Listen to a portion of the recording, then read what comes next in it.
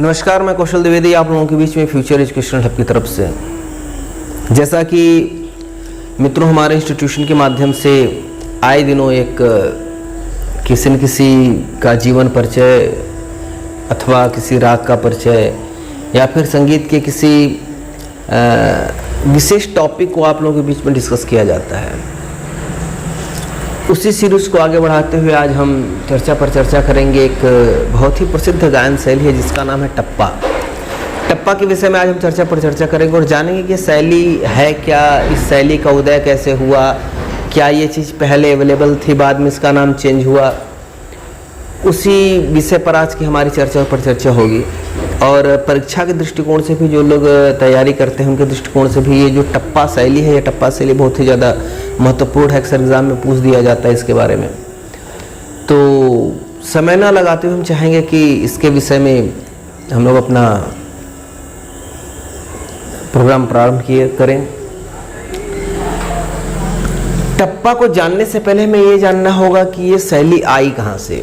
जैसे कुछ विद्वानों का मानना है कि जो गीतियाँ थीं, जैसे कि सारंगदेव ने अपने ग्रंथ संगीत रत्नाकर में बताया कि शुद्धा, भिन्ना, बेसर, गौड़ा और साधारणी, ये 5 गीतियाँ हैं। तो उन्हीं 5 गीतियों से गीत रही बेसरा या फिर बेसर, कहीं कहीं बेसर ना मिलता, कहीं बेसरा गान ना मिलता उसका। तो कुछ लोगों का मानता है कि ये जो बेसरा गीत था उसी से टप्पा का निर्माण हुआ और वही शैली टप्पा में अपनाई गई या बताई गई। इसको लेकर के कई जगह कई चीज़ें जानने को मिलती हैं। तो बारी बारी में प्रयास करूंगा उन चीज़ों को आपके सामने प्रस्तुत करने का।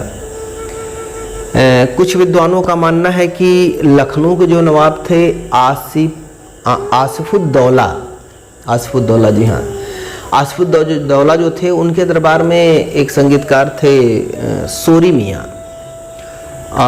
सोरी मियाँ के माध्यम से ही टप्पा की जो शैली है वह शैली उत्पन्न हुई या बनाई गई। यह एक चंचल प्रवृत्ति की गायन शैली है और द्रुत लयकारी में इसका चलन होता है, चंचल प्रवृत्ति इसकी होती है। और इसका जो भाव माना गया है वो क्षुद्र भाव माना गया है, क्योंकि इसमें श्रृंगारात्मकता बहुत ज़्यादा मानी जाती है। यह बताया जाता है कि टप्पा शैली में अस्थाई अंतरा 2 चीज़ें होती हैं, बाद में उसी चीज़ का विस्तार किया जाता है। इसमें गमक की अलग अलग क्रियाओं का व्यापक प्रयोग कलाकार अपनी योग्यता के अनुसार, अपनी जानकारी के अनुसार करता है इसकी खूबसूरती को बढ़ाने के लिए।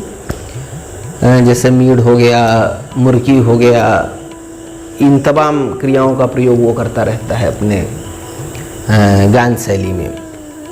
इस गायन शैली में मुख्य रूप से टप्पा जो है वो पंजाब की शैली है या फिर पंजाब से इसका बड़ा गहरा नाता रहा हुआ है और कहीं न कहीं इसके गर्भ में पंजाब जो है वो बसा हुआ है।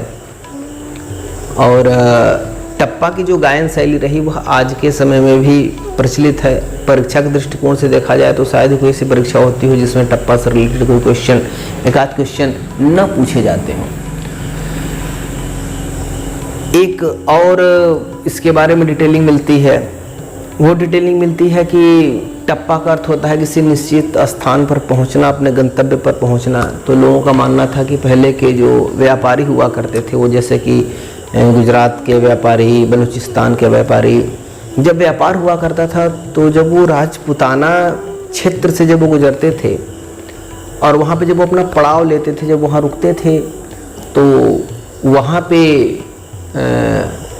उस समय जो फोक कथाएं थीं उन कथाओं को वो गायन किया करते थे। कहा जाता है कि हुसैन सरकी ने उन कथाओं का संग्रह किया, वो जो गायन होता था उस गायन का क्या कहते हैं, उस गायन को कलेक्ट किया और उसके बाद उन्होंने सोरी मियाँ से कहा कि इसको आप रागबद्ध करिए। सोरी मियाँ ने इसको रागबद्ध किया और रागबद्ध करने के बाद टप्पा का आविष्कार इस प्रकार हुआ। कुछ लोगों की ये मान्यता है। टप्पा को लेकर के यहाँ भी यह मिलता है कि यह क्या कहते हैं, चंचल प्रवृत्ति की गायन शैली है और यह जो शैली है वो बहुत पहले से है, चली आ रही है।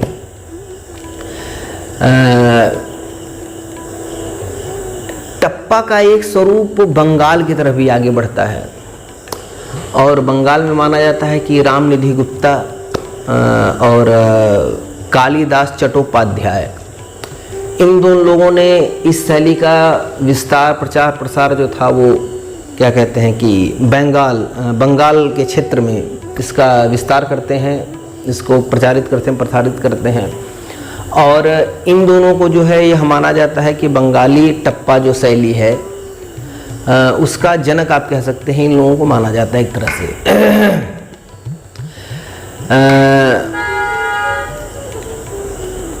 ये जो शैली बंगाल की है इसको निधि बाबू टप्पा के नाम से भी जानते हैं। इसका एक नाम निधि बाबू का टप्पा जो है, इस नाम से भी बंगाल में यह चीज़ प्रचलित है, फेमस है, लोग इसको इस नाम से जानते हैं।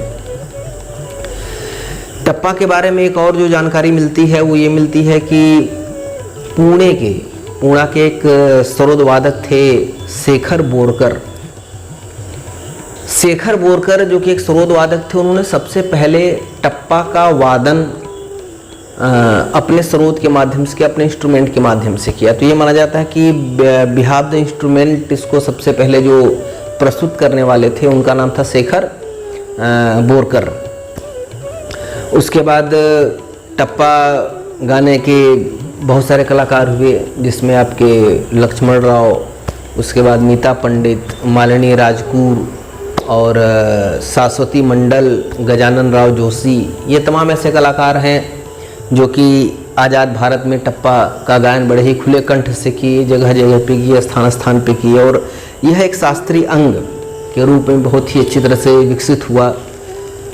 बनारस की गिरजा देवी ने भी बहुत सारे टप्पे गाए हुए हैं।